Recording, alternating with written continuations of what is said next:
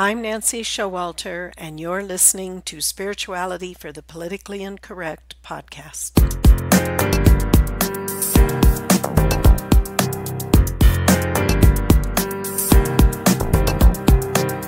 Welcome, all radical paradigm shifters and creative change makers.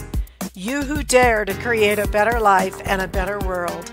Tap into the power that resides within you and use that power for constructive change.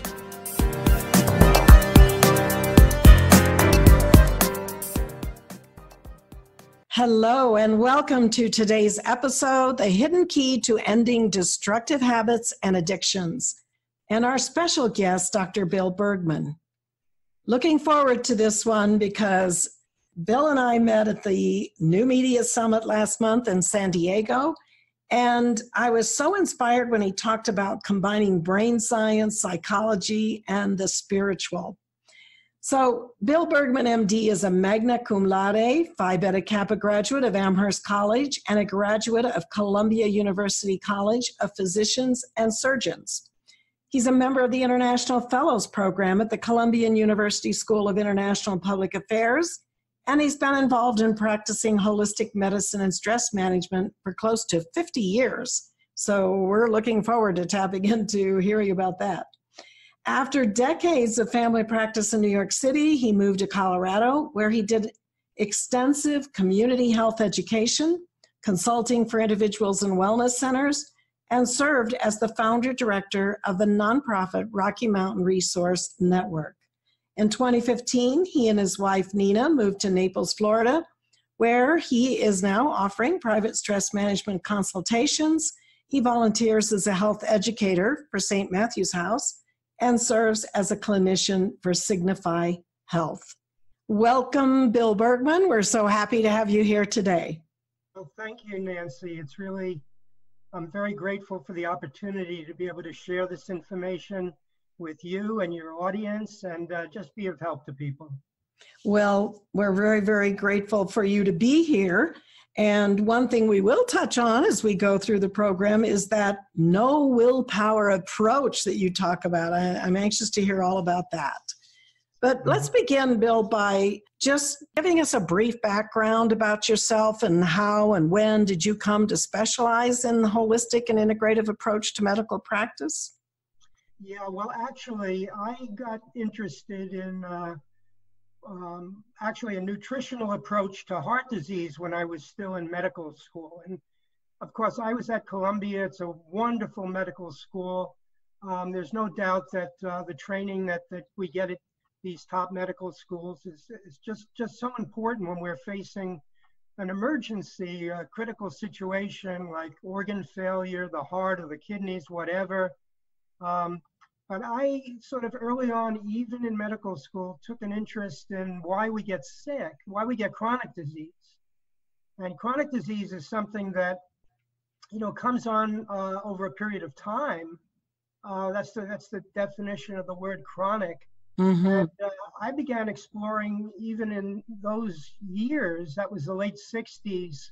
I remember there was a book I was looking at, Vitamin E and Your Heart by some medical doctor brothers from Canada, and it just opened me up to the idea that we could really make a difference if we could understand the cause of chronic disease. And so I was originally planning to be an eye surgeon. They have a great eye institute at Columbia, but after my third year of medical school, I had the opportunity to have as a medical preceptor, a kind of mentor of our little group of 7 or 8 third-year medical students.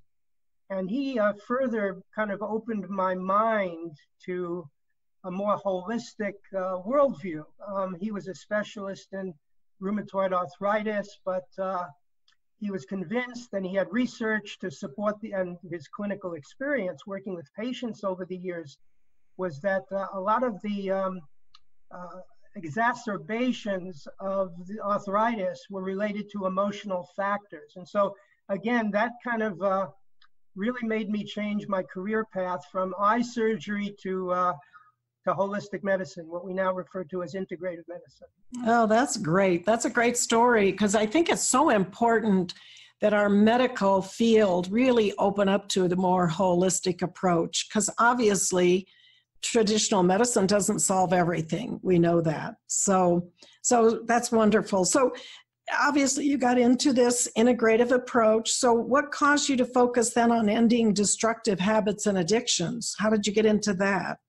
Well, actually, the bridge was really through my clinical experience, my work with patients in New York and then in Colorado. I mean, it became so clear that the driver of chronic disease, it's primarily a matter of the food supply and kind of the way that food's processed and refined. It's also a matter of environmental toxins that we might be exposed to.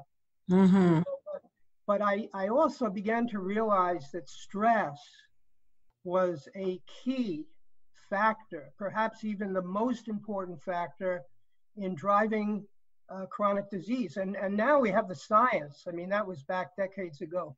But now we have the science that actually confirms that the driver of chronic disease is a low-grade, ongoing inflammation at the cellular level, and that this is largely the primary cause of virtually all chronic disease. There's no disease you can name that isn't related to inflammation, and autoimmune illnesses, cancer. I mean, it just goes on. Heart disease, certainly, dementia and Alzheimer's. All of it is now being linked to this kind of ongoing, not acute.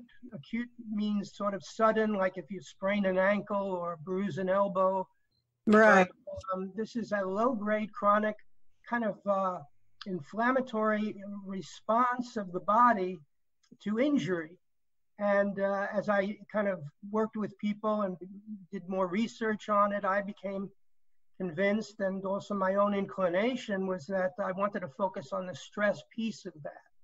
And from stress, I had more and more experience with dealing with people's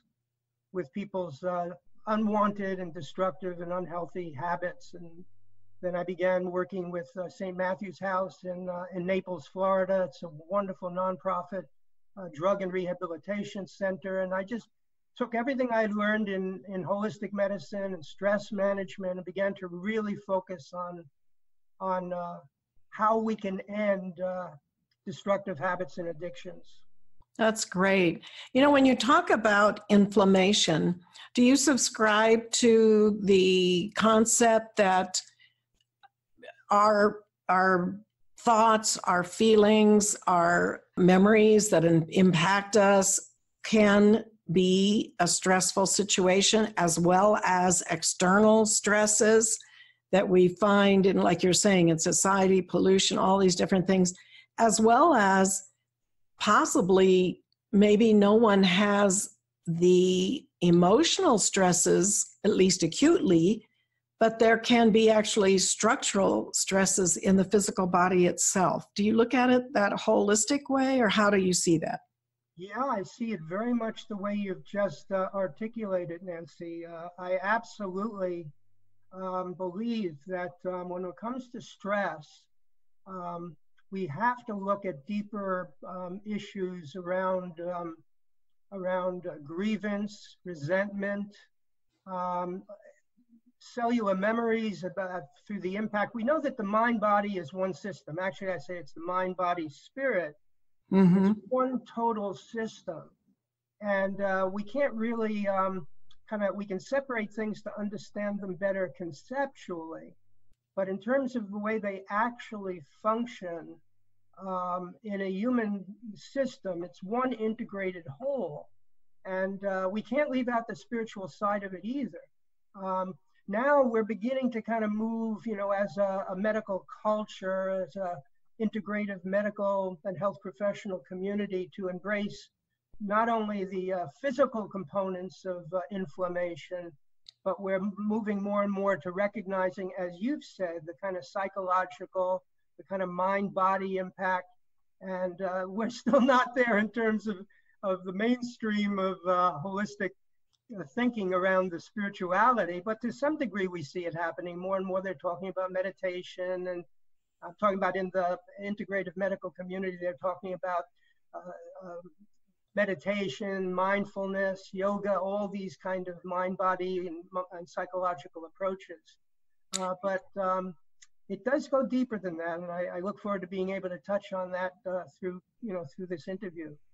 Yes, and from the spiritual perspective, which is where I come from with this podcast primarily, we understand that really the spiritual is the source, and that comes forward. Everything's energy, and so we have energy flowing through our physical body from a higher source, a part of us that is, made in that image and likeness of the divine.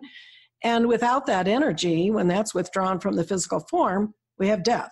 So bottom line, we are in this physical world, we have that free will to choose how we use this energy. And so that's a little bit from the spiritual perspective. But let's get in now, Bill, to I'm really intrigued when you talk about the hidden solution for a no-willpower approach to ending unwanted habits. And no doubt our listeners will be thrilled to hear about this too. So please tell us about this no-willpower approach.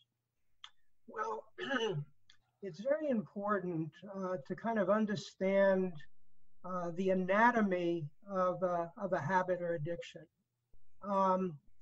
Traditionally speaking, we have tended to, I believe, and even within the greater, I could say, psychological healthcare professional community, there's a pervading concept that in order to be able to deal with an unwanted habit or addiction effectively, we have to get to the deep psychological reasons that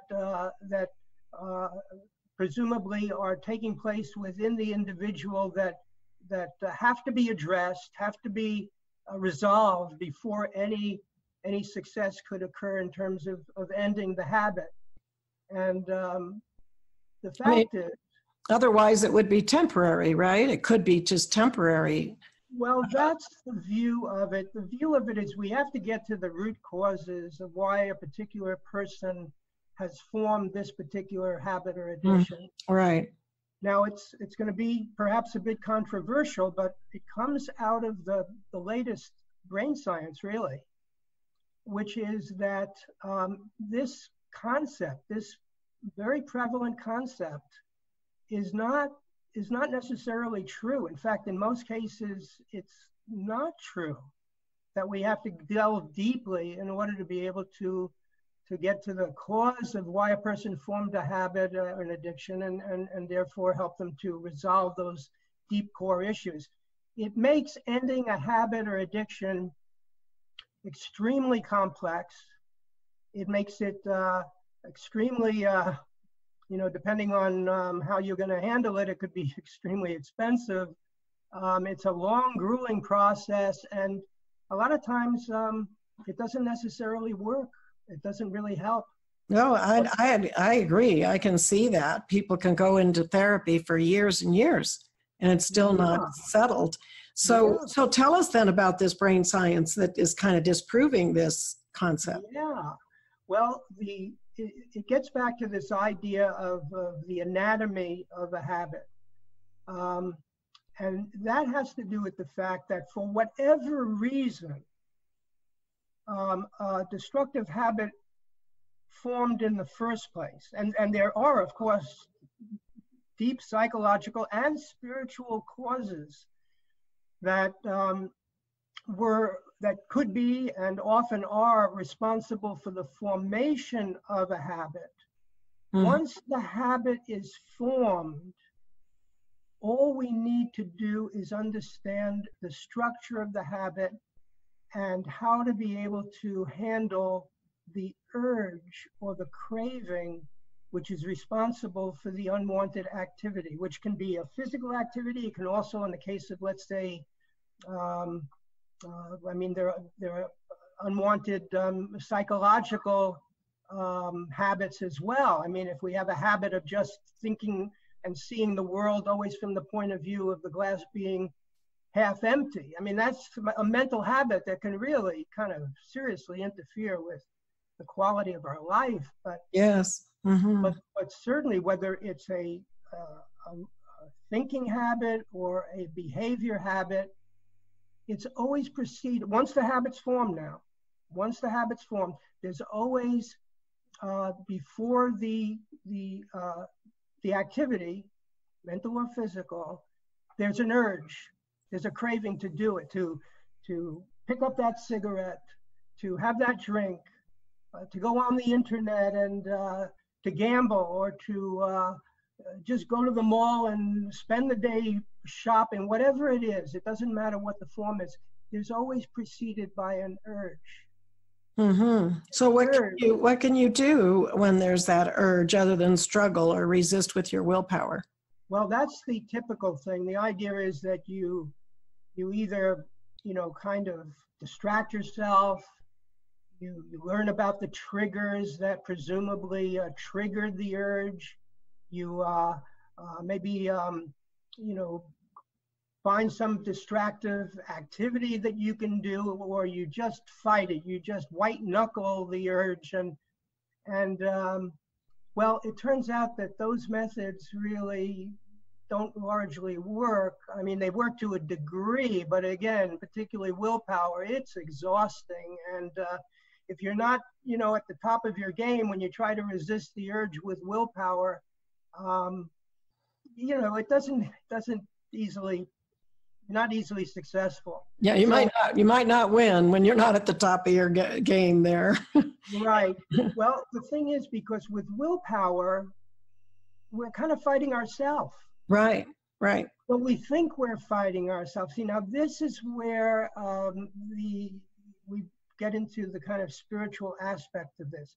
We think we're fighting ourselves. We think that there's a part of us that's saying, you need that cigarette, it's going to make you feel better. But then there's another part of you that says, no, you know all about the health hazards of smoking, and you have your grandchildren now. You don't want to be showing that kind of example.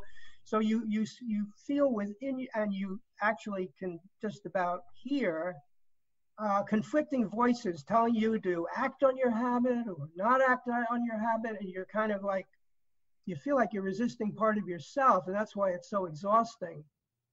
Well, the fact is that the science is now telling us that that urge is being generated not from truly a part of us, but just as a result of conditioning of the brain. Now,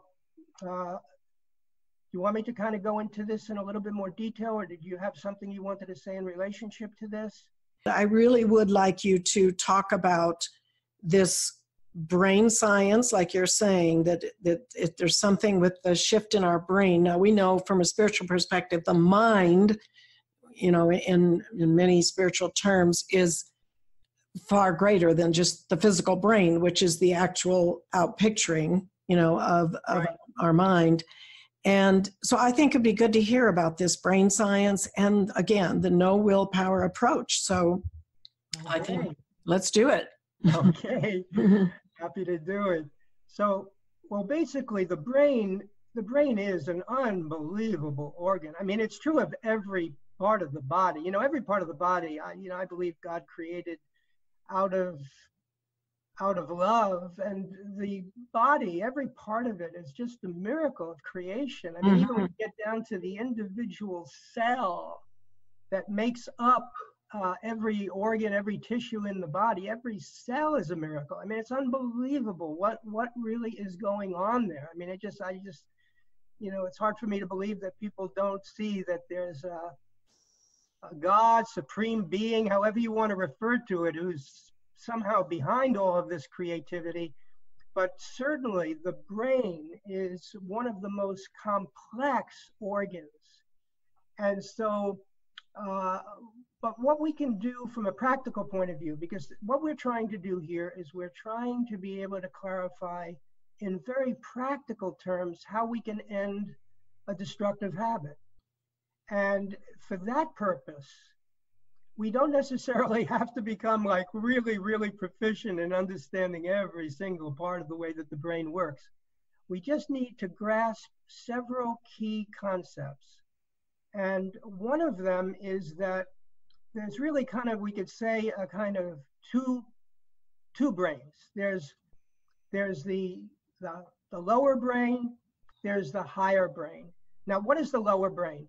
The lower brain is actually in the brainstem. It's connected with structures called the limbic system.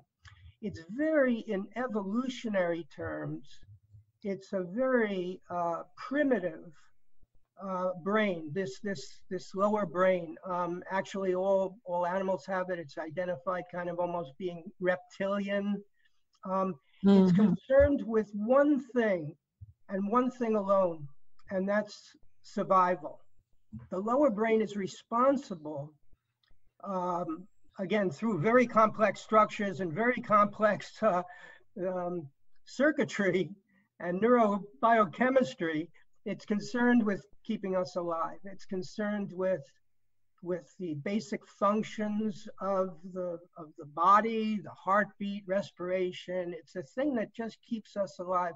It's responsible for the sex urge, for procreation, which of course is survival of the species, so to speak. It's responsible for survival. And on that basis, it doesn't really have rationality. It's almost like just kind of like a biological machine that, based on experience, it's always looking to keep the system alive. So one of the key things that the lower brain does is it looks for patterns. It looks for repetitive patterns, and it, in a way, not truly rationally, but it was created that if there's a pattern, particularly if that pattern is associated with pleasure, then the lower brain kind of thinks, oh, this is important. I need to repeat this. This activity needs to be repeated, because somehow through the repetition, it falsely, and when it comes to unwanted habits, draws the conclusion that this is good for us. This is our life depends on this. We really need to do this. So it's trying to protect even those patterns as a survival instinct. Exactly. Precisely right. Now, in addition to the lower brain, we have the higher brain. The higher brain is where all of our higher consciousness, I believe, where our connection to God, where our spiritual qualities reside. This is rationality, being able to make choice judgments. This is where our conscience resides, in the higher brain. So we are able, if things are healthy and in balance, we're able to take a look at what the lower brain is telling us to do, and rationally and based on conscientious common sense, and we are able to filter the signals from the lower brain and decide with a much higher consciousness, what do we actually want to do? And this is where our choice comes in. Right. And it's interesting, as you're talking about the brain, and we can even see by the way you're describing the lower and the higher parts of the brain, that's actually the integration of the physical and the spiritual right here in our brain. It's pretty cool. And I love when you're talking about common sense, because it'd be interesting if you know anything about this, because years ago, I came across some doctor who was, we're talking about in the 1800s, who they said healed by logic, by common sense. And actually, when you're talking about this higher brain now, I believe that probably was, speaking to that part of us that actually could make a choice to do something different. And you're not just subject to your nature, your lower nature. And I've never been able to find this doctor, but I've always believed that, yes, if you really look at some of the logic, just pure logic and common sense, that we can make great shifts. And I don't know, have you heard of this at all? Apparently, he would have patients come in and they'd talk through all these things and be shifting perspectives. And literally, people would heal themselves, basically. Wow. Yeah. No, I'm not surprised to hear, because it makes sense to me. Yes. That the more and more that you can kind of use common sense, which kind of is what I believe kind of God put into us in the way of being able to. But see, the thing is, we have to be in balance in order for that common sense and conscientious sense to be able to kind of be aware of it. Right, right. This is where habits, once they're formed, well, we're still talking about the early stage here. For whatever reason that one person was drawn to do something, now they feel tremendously encumbered and burdened, and in many ways kind of imprisoned. That can be, an addiction of such a nature that their life is just preoccupied with dealing with it, and they just feel their life is ruined.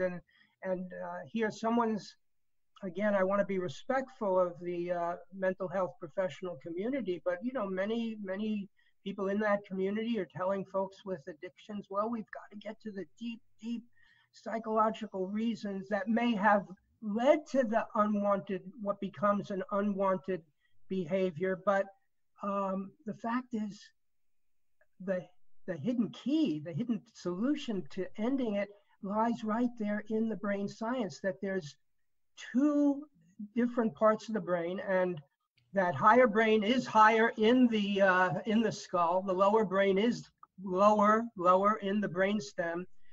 And the science now is confirming that there's two competing circuitry going on in the brain. There's two actual, and we can do a lot of this now because we have the ability to do brain scanning. You see, we're able to actually be able to take psychological and spiritual phenomena to a degree, and particularly when it comes to psychological phenomena, but also even spiritual, for example, gratitude and forgiveness. These register very high in terms of brain scans. So we're able to actually visualize through brain scanning and understand that there's two competing circuits, one being generated from the lower brain, another being generated from the higher brain. And it's a matter of kind of who wins out.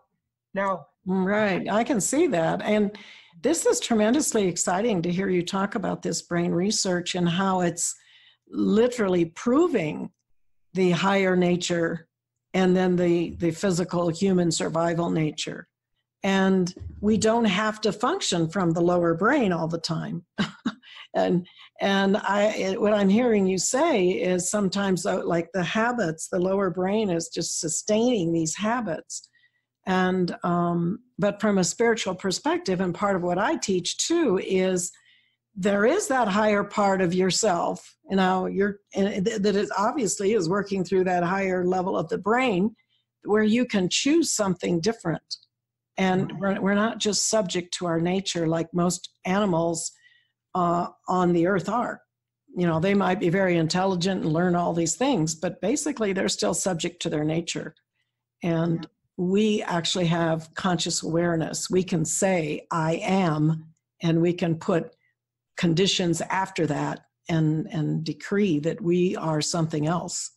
So it's very interesting. Well, you've touched on a very, very important part of the equation here, because it's a matter of identity. You see, the signals that come from the lower brain or the higher brain, they can register as a feeling, as a voice, and the whole idea is that the lower brain, because it thinks it's important for survival, will want to have that pattern reinforced. Mm-hmm. It's going to want to have that reinforced. So it generates a signal to do the unwanted habit, to continue with the behavior that's addictive and destructive and unhealthy and that you really don't want. But the way that it's communicated from the lower brain is through thoughts and feelings that you can identify with as being true, as being meaningful, as being significant, as being worthy of implementing, because it comes within our consciousness. The lower brain's impulses and signals come into our consciousness in much the same way that the impulses from the higher brain come in. Right. I see what you mean. Mm-hmm. So we think a part of us is telling us to do our habit, and another part of us is resisting and saying, no, you don't want to do that. And we think we're at war with ourselves. A part of us wants one thing, a part of us wants another. But it's not the signals from the lower brain. It's coming from, as I said, a biological machine. It's not coming from a source of truth, a source of higher consciousness. It's just like a machine to keep us alive, like a reptile. Right. It keeps us into the physical and survival in the physical. Yeah. Exactly right. But we falsely identify with it and think it's a part of us. So this is where we begin to interface with the spirituality. Who are we? Right. We're not our lower brain. Well, we're not our higher brain either. We're more than all of that. Of course. But it seems to connect to our body and through our brain through that higher source. It's providing energy for everything, including the lower brain, but it's primarily connected through our spiritual nature, through our higher brain. If there's one part of the brain that's more us than another, it's the higher brain. Again, we're not the higher brain, but we get our conscience, our rationality, our compassion. We get all of our spiritual qualities, all of our unselfish love and devotion to goodness. All those things are being basically entering our consciousness through structures in the higher brain. The lower brain strictly keep me alive, keep keep that heart breathing, keep the species going.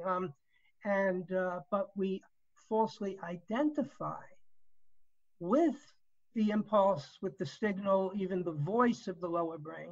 Right. And as a consequence, we feel we're fighting ourselves and we've got to resist as part of ourself. Well, how successful are we going to be in trying to resist what we falsely think is a part of ourself? Right. So basically, you're talking about a shift in perspective when it comes to the brain and who we are.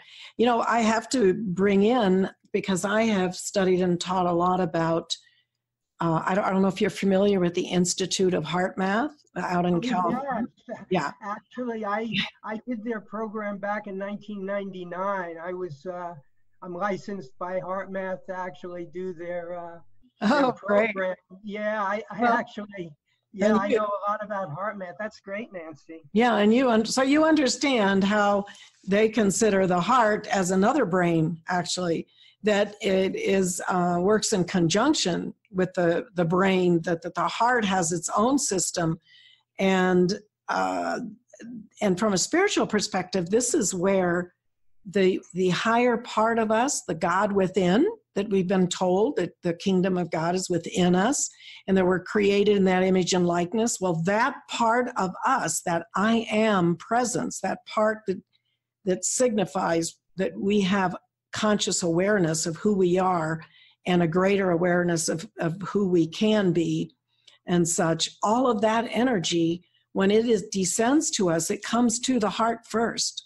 That is the actual receiving point. And through meditation, as you're saying, when you meditate on that heart in that spiritual center, that is how you can then move beyond just the physical and the survival nature and all of these things. So it's a great, and when you think about it, you know, the heart in the forming of the physical body, that heartbeat starts that life as it's formed. And we can live without our brains, right? But you can't. Once that heart stops, that's it. Right. And so it's very interesting, the relationship between the brain and the heart and how it all works together. And one other thing about the spiritual side of the lower brain and this impulse, and this is something that, people, of course, probably don't think much about because they're not aware of such a thing. But when you have individuals who are highly, highly addicted and they're really into a very difficult place, conscious-wise, spiritual-wise, while they're still living in this physical world, and they're pretty much, they can be in a state where they pretty much are not even aware or able to function with their higher brain or their higher consciousness because they are so enveloped and so identified with this nature and this addiction. So if those individuals pass out of embodiment, sometimes they're not even aware enough to move on past the dimensions of the physical earth, and they literally go around looking for a way to keep feeding that addiction. And these disembodied spirits or entities, however you want to refer to them, literally can come to people who already have an addiction that maybe isn't quite, too serious, or maybe it is very serious. And they also attach spiritually, they relate to that lower brain. And so they can magnify this entire urge for the continuation of the addiction.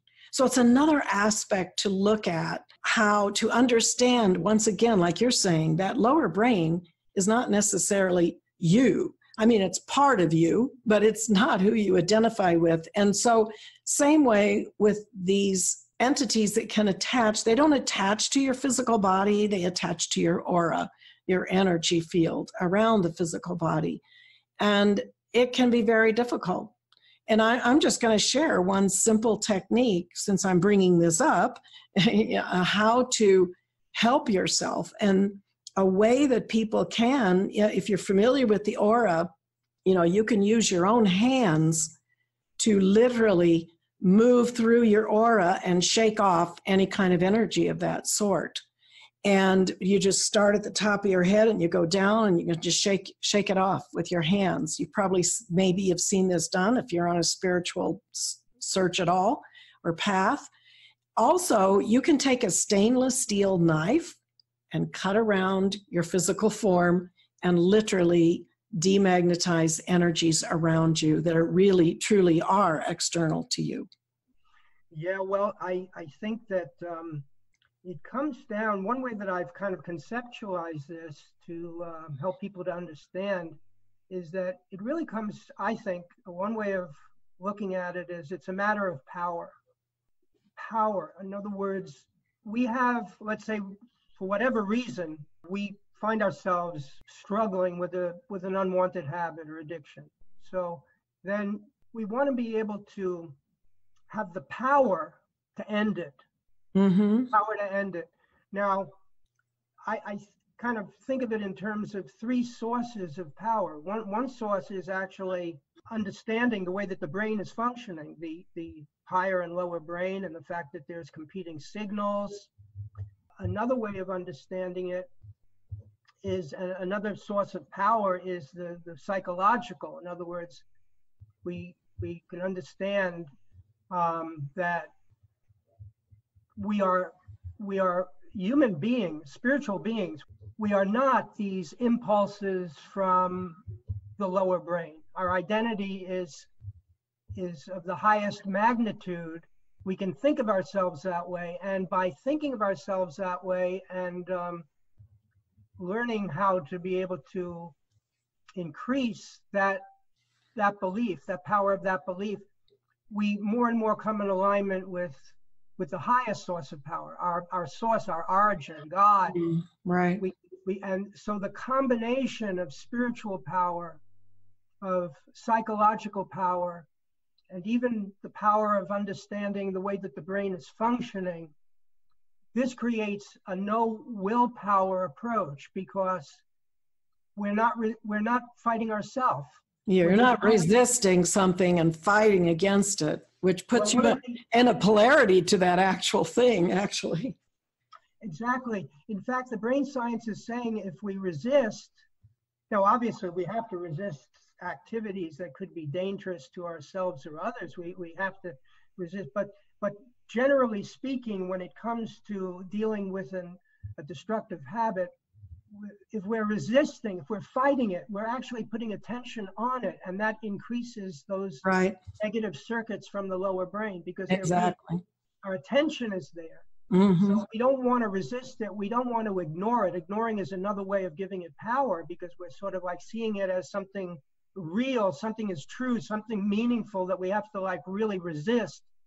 The word that we want to understand is dismiss. We want to recognize that the urge, it's just a feeling. It has no power over us unless we give it that power. Exactly. Right. Exactly right.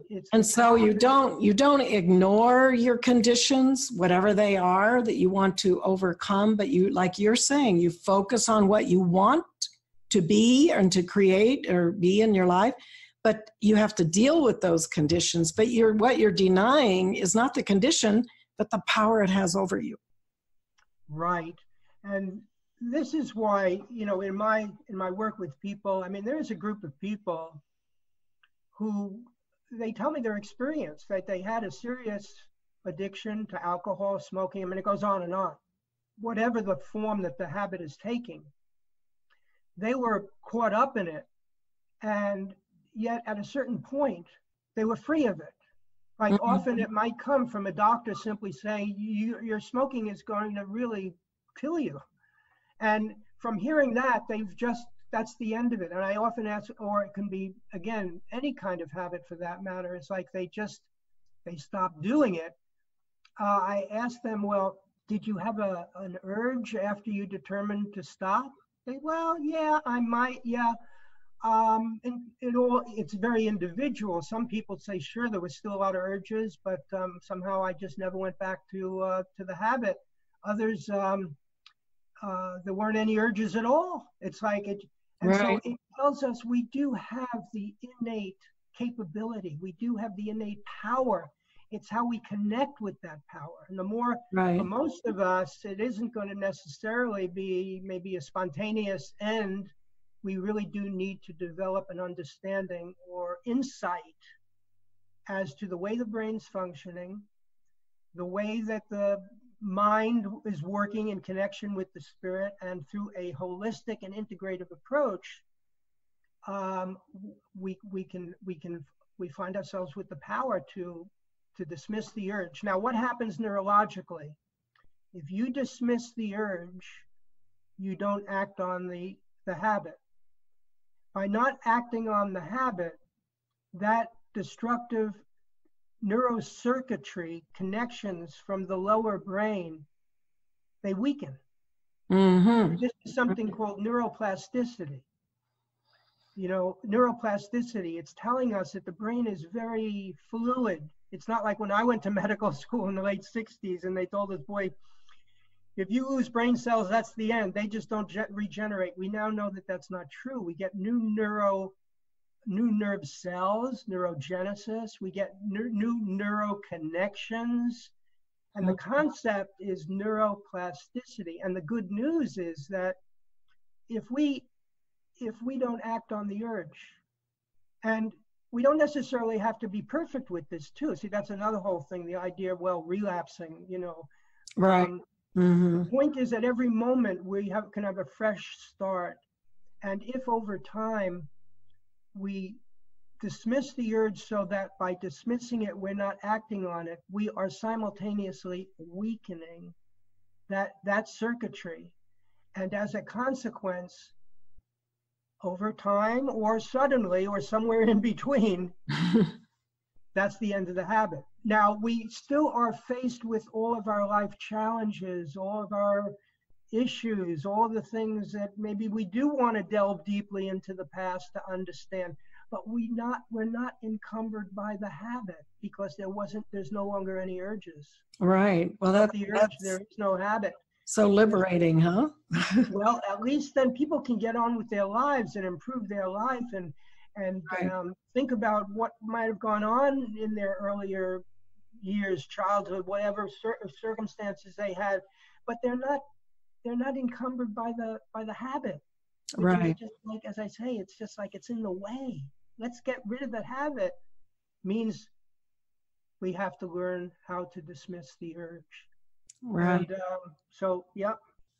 Very exciting. Very exciting. You know, as you're talking about the concept that, you know, we are spiritual beings and identifying with that. And that just, I have one of my podcast lessons is talking about how sometimes we get programmed by our outer conditioning that we are sinners. And it's like, okay, yeah, we all make mistakes, whatever, but that's not the part of us that we identify with. You know, so it reminds me of the same thing, shifting to identify with that part of you that was made in the image and likeness of God rather than the fact of being a sinner or, you know, like you say, failing or whatever. We're experimenting. And if we do things that we consider sin, that doesn't mean you're a sinner forever and ever. And that's what you identify with. So it's very interesting. Mm-hmm. Well, I think when the I am, as you said, is just so powerful. So right. I'm thinking of, for example, Alcoholics Anonymous, which, by the way, I completely acknowledge the tremendous benefit that organization has provided for countless people. Yes. I meet them every week. They attribute the end of their alcohol or drug use problem to Alcoholics Anonymous. Mm-hmm. The only thing is there are two aspects of it that I question. And so while acknowledging the value of it, the idea that someone, for example, will say, I am an alcoholic, I am an alcoholic, as opposed to, as you're saying, you know, I've committed sin or I have a problem with drinking. It's very different than identifying yourself as an alcoholic. Yes. This is a concept which I understood very early on in dealing with the cause of chronic disease, stress, because people, I mean, long before I got interested in all of what we're talking about today, you know, people would identify themselves with their disease. You know, I am a diabetic. Yes, yes. And I agree totally what you're saying about Alcoholics Anonymous, because I know, you know, people who've gone through it. I've some distant family members and tremendous results, but it's a shame that you would just consider the rest of your life identifying with that as if you always have to be, it's always like they're right on, ready to get on to you again. You know, in other words, I agree that you really need to shift your identity to understand you're not the addiction. Yeah, and that's why I'm not sure in the very early stages of AA, but certainly these days, it's even by the medical community, alcoholism is kind of considered a disease. Mm-hmm. You know, I am alcoholic. I am an alcoholic. That's a misidentification. We're children of God. I think it's the way that right. Our ultimate identity, you know. Exactly. Yeah. So, the idea that I have a disease that's incurable. Well, I mean, there's no disease that there hasn't been reported instances of curability. So, I mean, because we are really ultimately our true identity is children of God. I mean, can we take that in, not just as a concept, but can we really begin to realize? Yeah, to literally invoke that part of ourself that is divine and that we can bring it forth. And like those words, I am, what you put after it, you are decreeing that your divine self is going to create that condition because we are creators. And that's the whole key here. We were given free will. We're given dominion over the earth, and the earth is also our physical bodies, our emotional, mental bodies. All of that is what we have dominion over.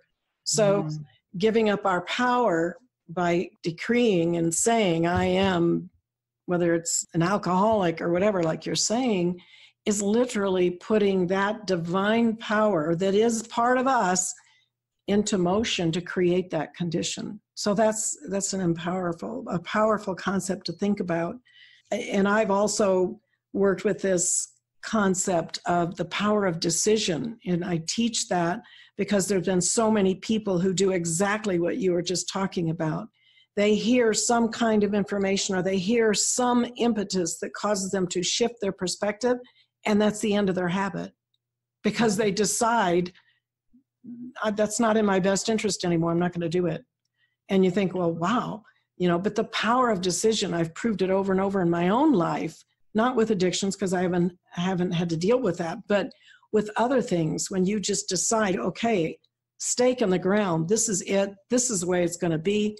And all of the universe works to bring that to you. It's really quite amazing. And what we're talking about, what you're referring to now is kind of like what I call when I teach people the program I've developed to be able to deal with this, I talk about a two-pronged approach. So we've really kind of spoken a lot about the one approach, which has to do with decreasing the negative circuitry by coming to understand and therefore increase our capability to dismiss the habit. That's to decrease the negative circuitry. Right. The other side of the equation is what we can do to increase the positive circuitry. Yes. And so it's like a two-pronged approach. And one of the things I teach people is how to connect the urge with kind of like an alarm clock, where the urge to do something you don't want to do becomes like an alarm clock to wake you up to actually not get out of bed, but be able to turn your attention towards the truth. Or it might be turning your attention to God, or it might be, but something that actually supports the true reality of who you are. Right. Yeah. And call it whatever you call it, Right. Whatever you call it. And so the circuitry, which was negative and led to something destructive, now becomes the impetus. There's brain connections that form. Now, this part hasn't really been proven. This is what I feel is happening based on the experience I've had, is that we can actually connect the negative circuitry with the impulse to think of ourselves and feel ourselves in a way that actually supports the healthy circuitry. So it's a two-pronged approach. Oh, yeah, that's awesome. Yeah. Awesome. Yeah. So, Bill, tell me, is there anything that you would like to sum up that you would give as advice to your listeners here? And with all of this that we've shared, which is quite a bit and very exciting, what would be your final statement? It's to be really hopeful, really, really hopeful, whatever person, whatever you might be dealing with. It might be the challenge of a destructive habit, addiction. It might be another form of challenge where you're just constantly feeling resentment, where you're really just feeling grievance, that no matter what the challenge, whatever we might refer to it as a problem, that there's real hope that we can, by understanding the truth about the way things function, the way the system operates, the way the human being was created to live, that the more we understand the truth, the more the truth will set us free. That's just what we have as an outstanding principle of connecting truth with freedom. And what we're looking for is freedom to be able to live our lives, freedom to be able to love and be loved, free to make a contribution, not to be encumbered with, to be enslaved in some cases with an unwanted habit. And can I mention to the audience if they'd like a free report about? Absolutely. I was going to say, what is your gift that you have for them? Right. If you're interested in kind of reviewing what we've discussed today and really get some additional insight about it, you can go to enddestructivehabits.com. It's all one word. It's end destructive habits with the S at the end.com. And they can connect with you too through there? Yeah, Okay. they certainly can. And I look forward to being of help to anyone that feels what they've heard really could be an important step forward in them being able to achieve their happiness, well-being, and their freedom. And I wanted to thank you, Nancy, for just the opportunity to be able to share this with your audience, with your listeners. And I really do appreciate it. Oh, well, you are most welcome. And we are very blessed to have this discussion and your expertise and your understanding. So good. And Dr. Bill Bergman, we thank you. So everybody, I will see you next week. And until then, keep an open mind, a generous heart, and a powerful spirit.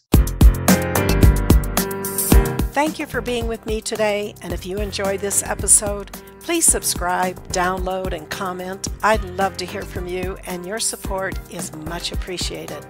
And don't forget, go to nancyshowalter.com to get your free electronic copy of my book, It's Okay to Be Rich, The Entrepreneur's Guide to Increased Wealth and Personal Mastery, endorsed by T. Harv Eker. And my free mini course, How to Speak Your Success, the shocking truth of how your words impact achieving your goals. I'll see you next week.